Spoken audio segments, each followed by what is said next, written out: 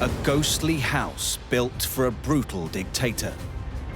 This is clearly something that is out of place. This is a very strange design and doesn't really fit. An incredible feat of engineering left to rust in the wilderness. This huge metal tunnel floating in midair just sort of arches down the mountain, disappears into the trees. It looks like it goes on forever. Towers and buildings clinging to a cliff face. You've got the waves of the Atlantic Ocean crashing beneath, and it's just like at any moment, they could collapse and just fall into the water below.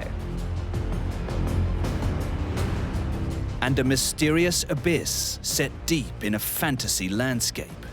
There are still questions about this place. We don't have all the answers to the mysteries here.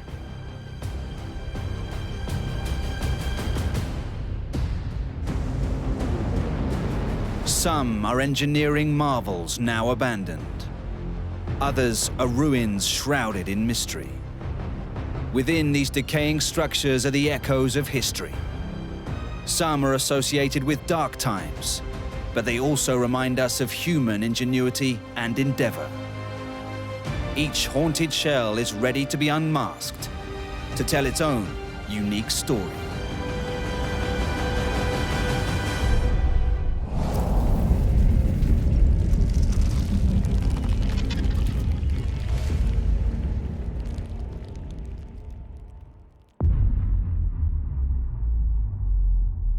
On the Greek island of Rhodes, to the east of the Mediterranean Sea, is a wrecked and battered building.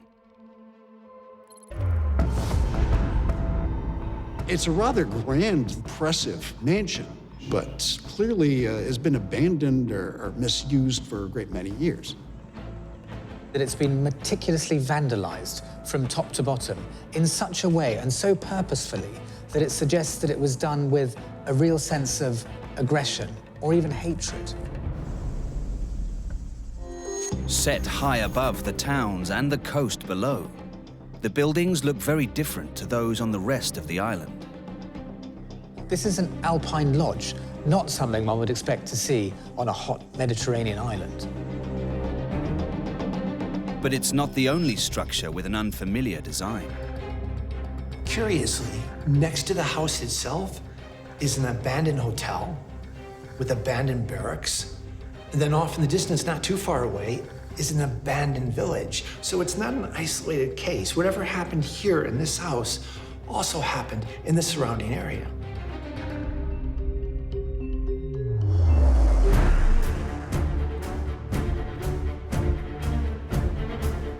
Hidden away in the woods, the building might seem neglected and forgotten. But it is actually evidence of a defining moment for Rhodes during the 1930s, as local expert Choraphitis Eleftherios knows well. It is really unique, and it was built at a period of time where there's still a kind of a peaceful and romantic mixture of cultures. It's sad because this kind of thing suddenly is going to change dramatically. In a few years' time, everything is going to become darker.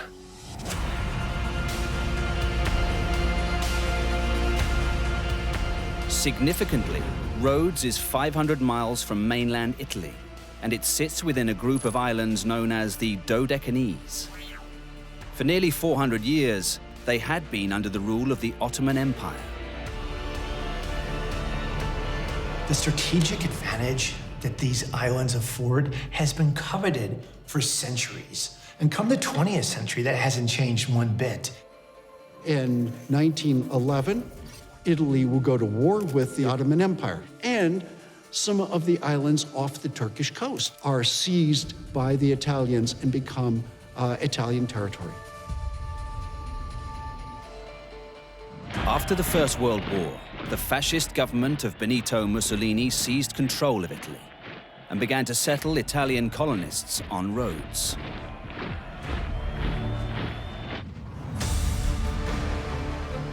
Built overlooking the island, this is Villa de Vecchi, the prized possession of the feared Italian governor of Rhodes.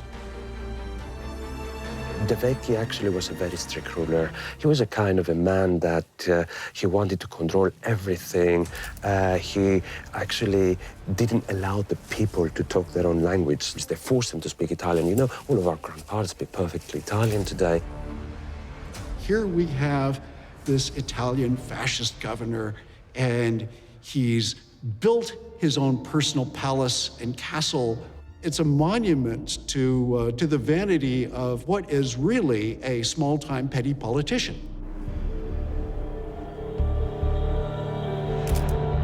Born in 1884, Cesare Maria Decaying became a successful lawyer in Turin, and, sadly for Rhodes, an enthusiastic supporter of the National Fascist Party.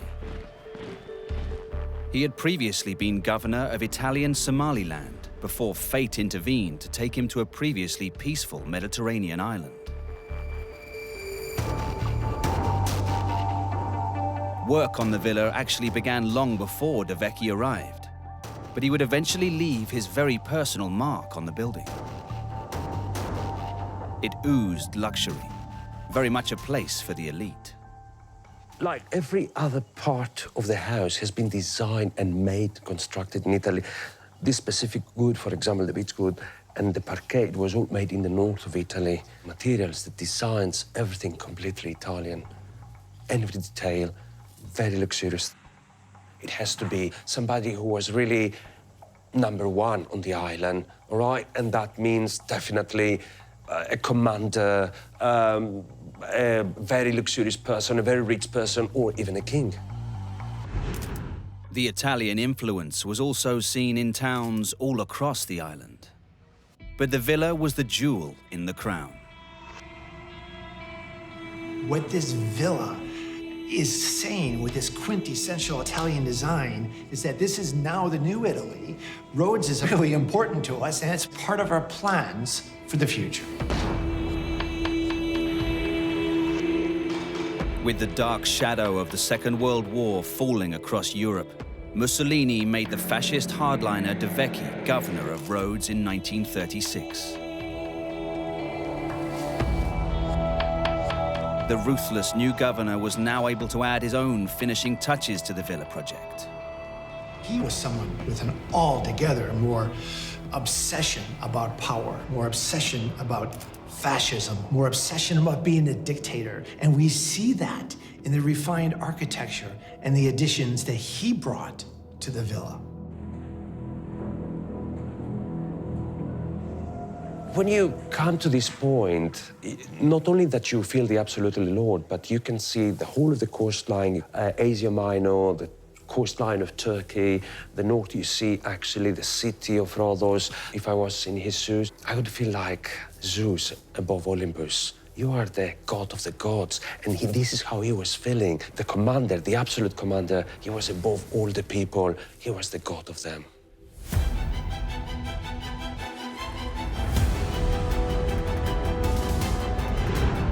With war looming and with weaker countries vulnerable to attack, Mussolini looked to extend Italian control further east.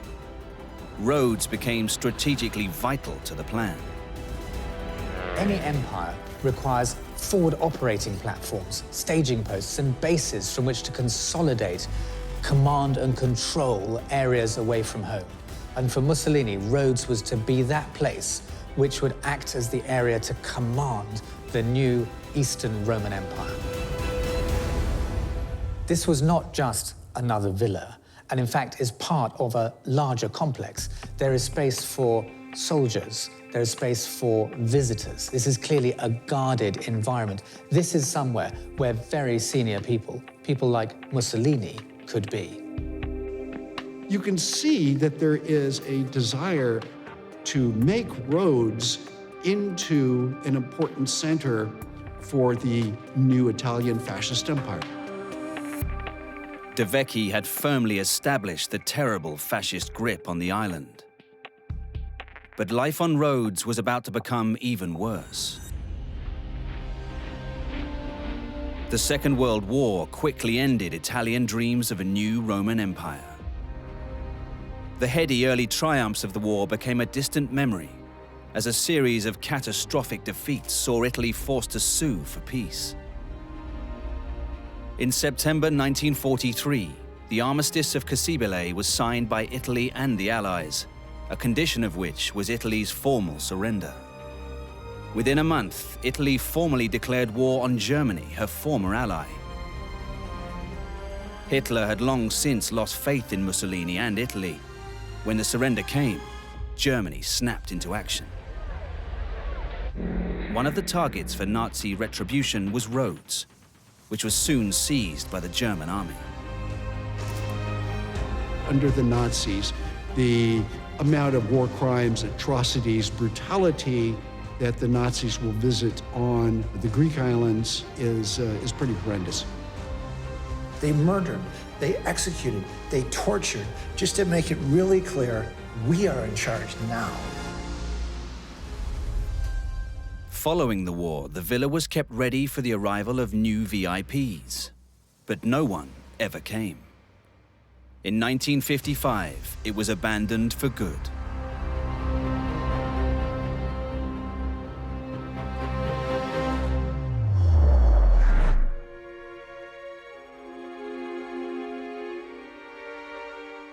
While Mussolini never set foot here, and De Vecchi had long left the island, to the people of Rhodes, the villa was a symbolic reminder of the violent years of oppression. It suffered as a result. Pretty much as soon as the villa falls into disuse, the people take revenge. They deface it, they try to humiliate it. It's their way of getting a piece back at those who had oppressed them.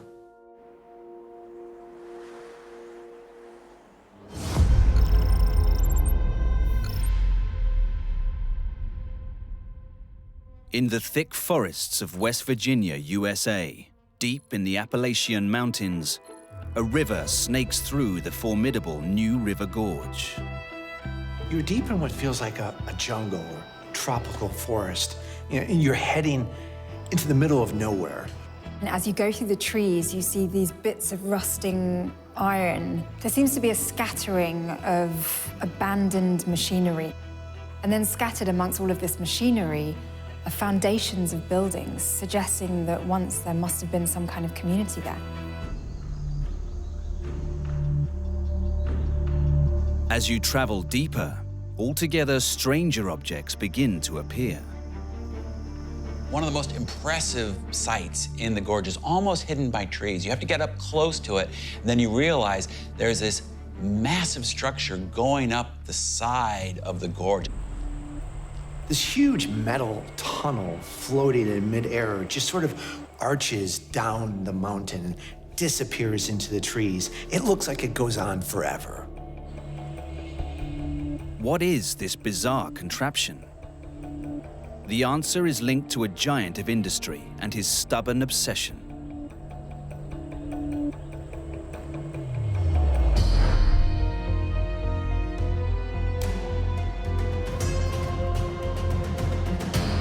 The tale begins in mid-19th century England and with a man of extraordinary ambition who was driven by dreams of America.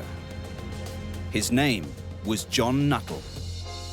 The story of John Nuttall is a classic example of an ambitious young man who from the age of 11 was working in the mines, saves his money, and leaves England to seek his fame and fortune in the Promised Land. Tragedy soon struck after Nuttall arrived on American soil, when his wife died, leaving him to care for their 3 young children alone. Yet his ambition remained undimmed, and one night he spotted something that would change his life. While staying in a tavern, John Nuttall noticed that they were using a particular kind of high-grade smokeless coal. Then he discovers that the railways are going to be coming through, and he says, you know what? There's a fortune to be made here. At $1 an acre, Nuttall snapped up as much of this rugged mountainside as he could. When the Chesapeake and Ohio railway line that ran through the gorge was completed in 1873, John Nuttall and the town were ready and waiting. This is Nuttleberg. Its birth heralded an era of transformation and change. For millennia, the New River Gorge was a wild natural area. And then coal was discovered. It turned into this booming industrial zone with rail lines, coal trains rumbling through, mines operating day and night, towns growing up and down the gorge.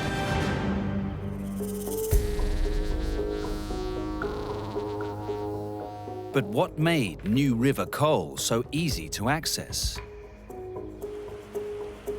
The river course cuts through the Appalachian Mountains such that it could only have been there before the mountains themselves rose. The river's cut down through all of the geology, and in doing so, it's actually exposed 4 very nicely preserved coal seams, which makes it also easy to get at. Easy to access, perhaps, but grueling work for the miners. This particular layer of coal was actually very shallow, just 3.5 feet deep. And so the conditions for the miners were actually really dangerous. The miners were often just lying horizontally on the ground, just chipping away at the coal.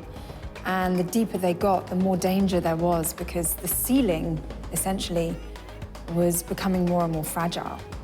And if there was a collapse, they had no way of getting out. It was a perilous business, but highly profitable. And although it's hard to imagine now, by the time of Nuttall's death in 1897, the town had developed into a vibrant and diverse community. Nuttleberg was the most productive mine in the gorge for a time, and as such, it attracted workers from all over the world. You had Italian Americans, Eastern Europeans, African Americans, all working in this area, and in many cases, buying land and building homes. Their lives were about to change. A famous pioneer was set to arrive to put his own unique stamp on the town, bringing with him national attention.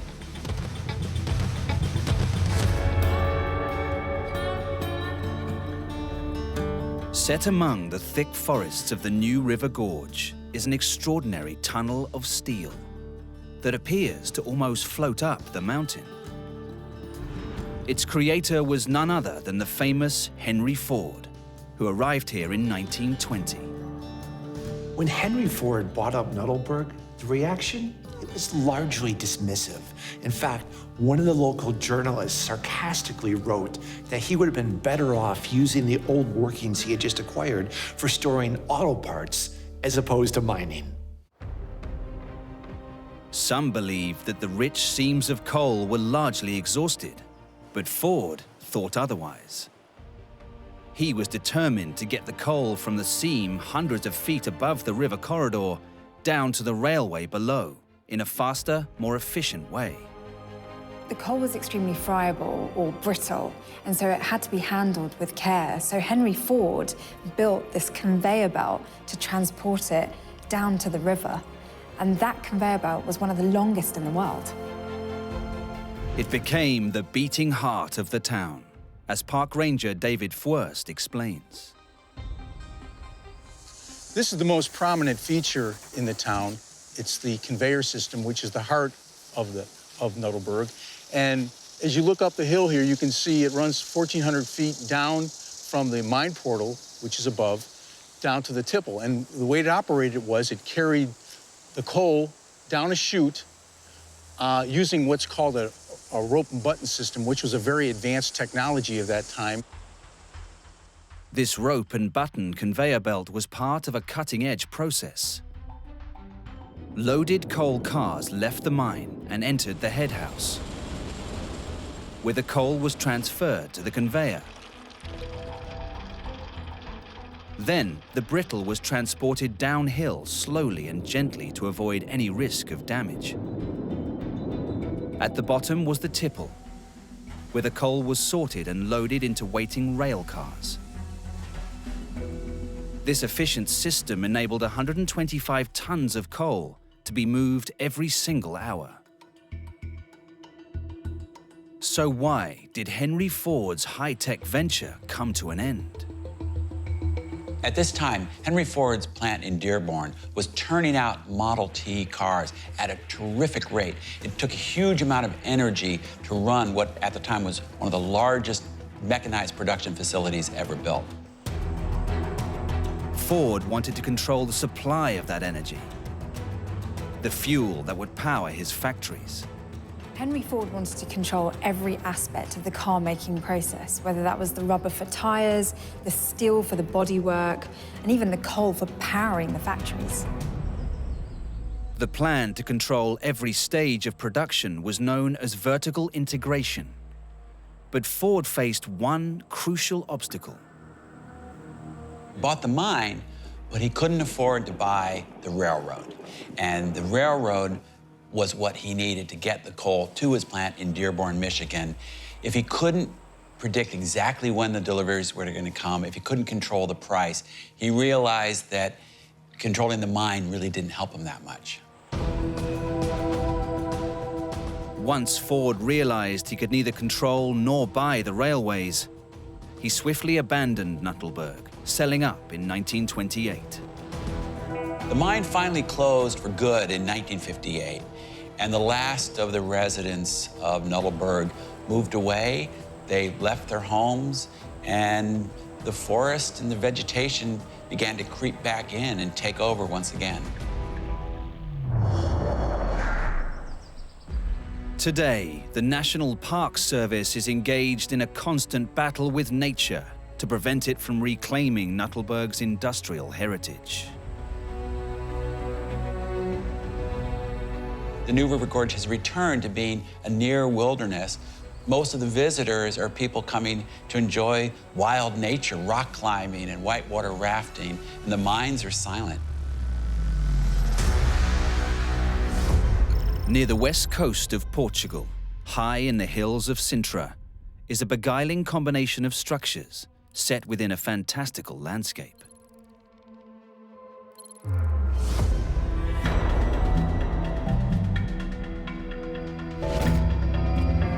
The site's a little creepy. And the thing about it is that everything is hidden. The gardens are large and lush, but when you start walking around them, things seem a little strange.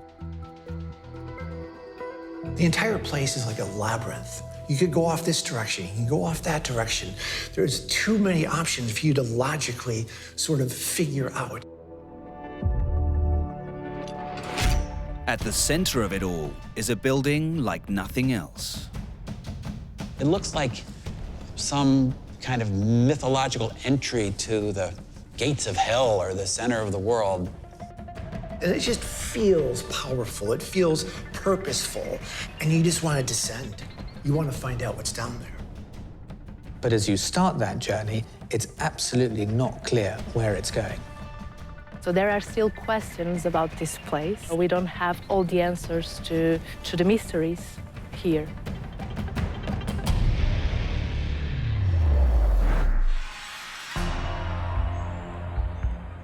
Growing in the shadows of the enchanting mansion of Quinta de Regaleria, the gardens seem to live a life of their own in a world full of secrets and surprises. When we walk in the garden, we are going to see lots of contrasts between darkness and light, the green of nature and the dark stone. It seems like a labyrinth, not only the exterior, but also the tunnel. So where does this maze end? And for what purpose was the garden built?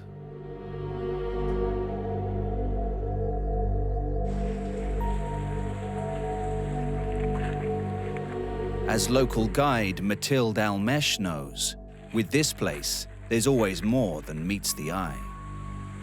There's always something new to discover, a surprise in every corner.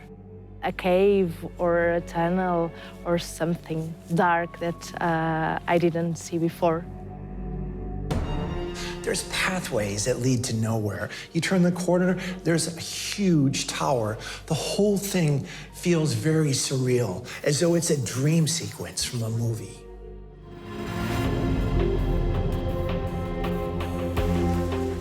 The theatrical elements of the environment were quite deliberate. Everything here came straight from the imagination of the site's two creators, who both had something to prove. It was built by a wealthy man called António Augusto Carvalho Monteiro. Carvalho Monteiro was the heir of a huge fortune. Monteiro worked with an Italian architect and stage designer named Luigi Manini. Well, Manini must have felt like this was the ultimate. He had a client with unlimited amounts of money who wanted to build some of the craziest, most fanciful, most delightful stuff ever created. The vision of these two men came to life with the completion of this curious masterpiece in 1910. The result was something entirely unique. You see a promenade of statues of Greek and Roman gods. You see a chapel. You see a waterfall with stepping stones. Everywhere you turn, you see a different fantastical element borrowed from history with no real rhyme or reason for how it all hangs together. Dramatic, baffling, and intriguing in equal measure, the route continues towards an unusual rock structure, which perhaps reveals the site's true purpose. It's known as the Initiation Well. The well is almost like an optical illusion. It's like looking at a medieval tower in reverse. Instead of rising up into the sky, it's a staircase that spirals down into the earth. This spiraling descent into darkness is all part of a captivating journey. But to where? We are at the top of this structure and we need to go down the 9 levels. And the idea is for us to find the darkness down there. You don't really know what you are going to find down there. You don't know if you need to go up or if you have an exit. This is a test to make you feel the right way, to make you listen to your instincts, listen to yourself. Part of the really interesting symbolism is the fact that there's 9 levels to the initiation well, the journey itself. And the number 9 is reminiscent of Dante's Inferno, of Dante's Hell. So it's almost a symbolic journey to hell and back. The mixed symbols and references do little to explain any overall meaning. But there's one sign that might well unlock the mystery.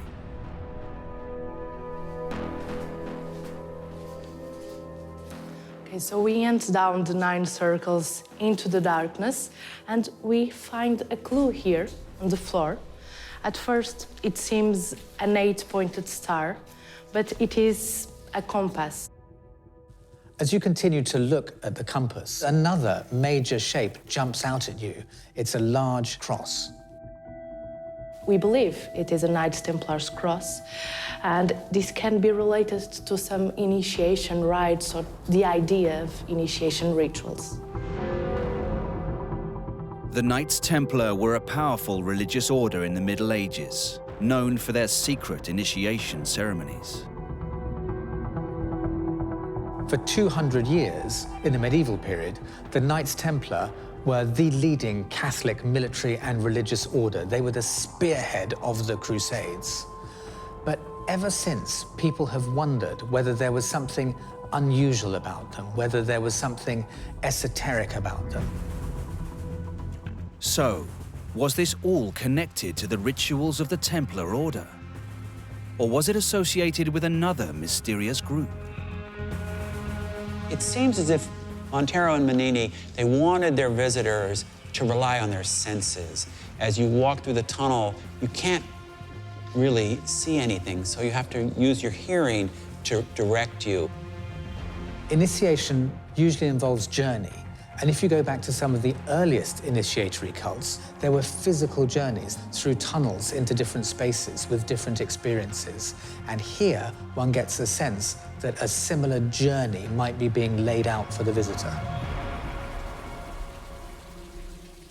Any visitor brave enough to venture toward the sound of the water is eventually rewarded by coming out in this lovely garden scene with its waterfall. While a personal journey of self-discovery and enlightenment seems to have all been part of Montero's plan, if it was also meant for an initiation ceremony, then into which group isn't clear. Everywhere you look, there's this wild mishmash of symbolism. You have pagan symbols, tarot, you have symbols that are associated with the Knights Templar, even Greek and Roman gods. But finally, as the journey through the garden draws to a close, the overall answers seem to be becoming a little clearer. So you find yourself at the end in this chapel, this apparent house of God, and you think, all right, this is it. This is where I'm supposed to finish my journey. It's all about God. This is no ordinary chapel. It's full of symbols that can have different meanings.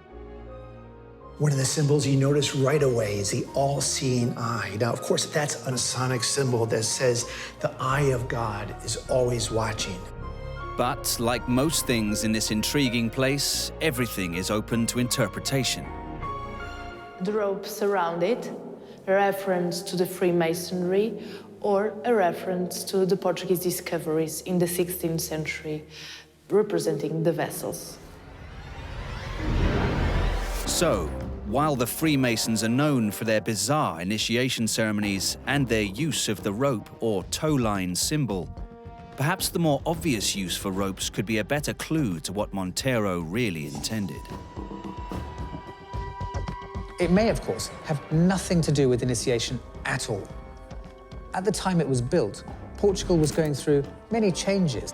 Those could have been felt as very unstable times by someone like the builder of this place, and he may well have been trying to hark back to a time when things felt a little more certain, when Portugal was a stronger, more international country. This may simply be a reaffirmation of the solidity of the Portugal he remembered, rather than anything remotely arcane. Following the assassination of the Portuguese king in 1908, the old order began to crumble. For the aging, wealthy monarchist Montero, perhaps this place was his own elaborate but private tribute to a lost world. He tried to represent here his ideals, his beliefs. That is why when we walk around the garden and when we visit the chapel and the palace, it's like to take a glimpse into Carvalho Montero's mind. Following Montero's death in 1920, the house and gardens were sold, and the initiation well was forgotten about for the next 75 years.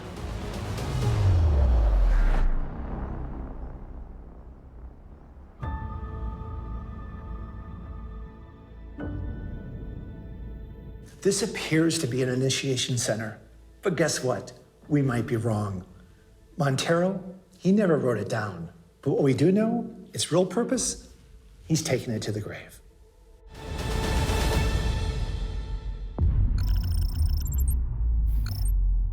Along the rugged coastline of Cornwall in southwest England are a number of extraordinary sights.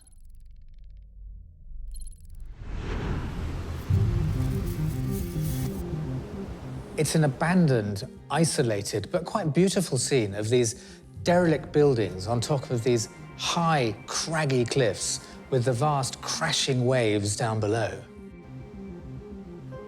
From beneath the lush green hills above, man-made structures emerge from the craggy rock face. It's all a bit dramatic. You've got these big structures precariously balanced on this cliff top. You've got the waves of the Atlantic Ocean crashing beneath, and it's just like at any time these structures could fall into the sea. It's a startling and quite dramatic juxtaposition between this rolling, gentle, calming, poledark countryside just inland, and then this rough, violent industrial scene. A mixture of towers and strange ruins litter the hilltops. The buildings themselves look so precarious on the edge of the cliffs. I mean, you really wonder, why would you need them to be there? They're not lighthouses. So were they getting something for the sea? What was the reason for them being so close at the water's edge?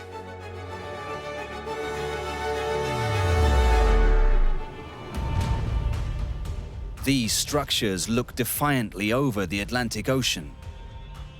But the peace and tranquility today is in stark contrast to what went on here centuries ago. This was once at the center of Cornwall's rich mining heritage. Working in these mines would have just been an assault on the senses. It's a cacophony of noises. This would have been Victorian industry at its most intense. The noise of the stamps crushing the tin ore, of the vast chains hauling the carts. This was an extraordinary industrial hive of activity. The remnants of powerful machinery inside crumbling stone towers are reminders of a mighty industrial past. This is Batalak and Levant, two neighboring mines on Cornwall's wild tin coast, the site of tin and copper mining since Roman times. However, these are no ordinary mines. What I love about these structures is they give a glorious window into an incredible feat of Victorian engineering. But why were they built on the cliff precipice?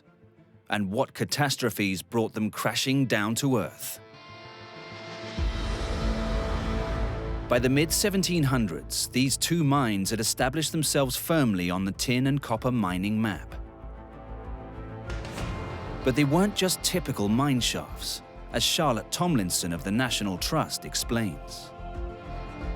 This shaft is where the skips came up, so it's about 2,000 feet down, and then it does go out under the sea by about 1 kilometre as well. What's incredible about these mines is they weren't mining land, they were mining under the sea, and half a mile out of sea.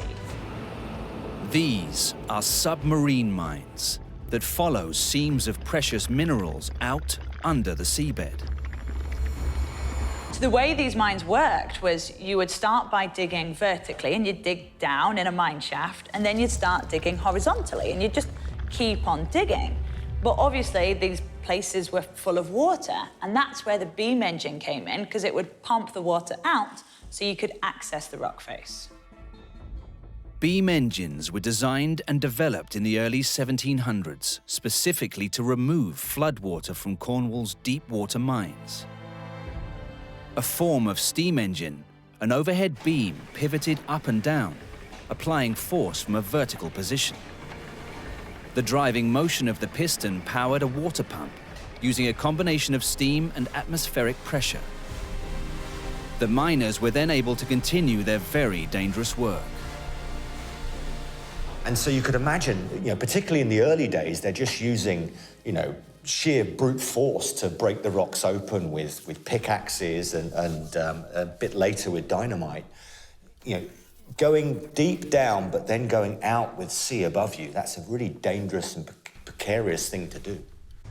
Dangerous for the miners then, but the high market value of tin ensured healthy profits for the mine owners. The value of tin at the time meant that more risks were being taken. People would go to further and further lengths to be able to extract that metal. And that meant pushing further and further out to sea. Now remember, this is back in the 18th century. We don't have the mechanical air drills. We don't have the tunneling machines. These are people working by hand with chisel, hammers, and gunpowder. For the miners, every day meant descending into the depths and saying their prayers. This was very dangerous work. And long before health and safety, the human casualty toll was high, not only from the natural dangers, falling rocks, injuries, disasters, accidents, but also the long-term effects of working in such toxic environments. It was dark and dirty and hot, and the effects on their health of working underground were bad, and they had very short lifespans. They didn't really live past 30 quite often. That was the usual life expectancy of a miner. In the early 1800s, a pumping engine was set up at the base of the cliffs. Those in the mines worked feverishly to produce tin, copper, and arsenic. They included hundreds of women and children. Batalak alone dumped a staggering 1.5 million tons of waste into the sea, dyeing it a distinctive red color. As the Industrial Revolution soared ahead in the mid-19th century, new technology was introduced to increase production even further. In 1865, Batalak became the focus of national attention. At Batalak, they installed a new winding engine, and it was so cutting edge and so innovative that the Prince of Wales and his wife, the future King Edward VII and Queen Alexandra, came to visit, and they went down the shaft in the winding engine. This became such a topic of note and such a tourist attraction that the mine was even able to charge visitors a guinea to come in and look around. This new technology vastly increased the efficiency and speed at which men could be moved in and out of the mine shafts. But dark days lay ahead. In the late 19th century, falling tin and copper prices hit the region hard. Most of the mines closed, including Batalak, which fell silent in 1895. Then, in 1919, disaster struck Levant, when the engine that powered men up and down the main shaft gave way. A link between the rod and the engine snapped, sending 31 men plummeting to their deaths at the bottom of the shaft. And that led to the eventual decline of the mine, from which it never recovered. In 1930, Levant was finally abandoned.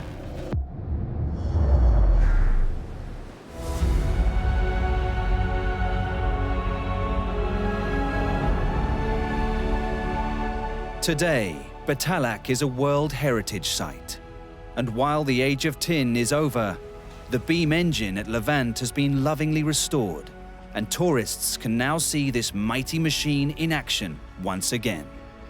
I think Levant as a site is unique because it's got the working beam engine, and in its original place, essentially it could be doing the job that it was doing, 178 years ago, and they can see that working and in action.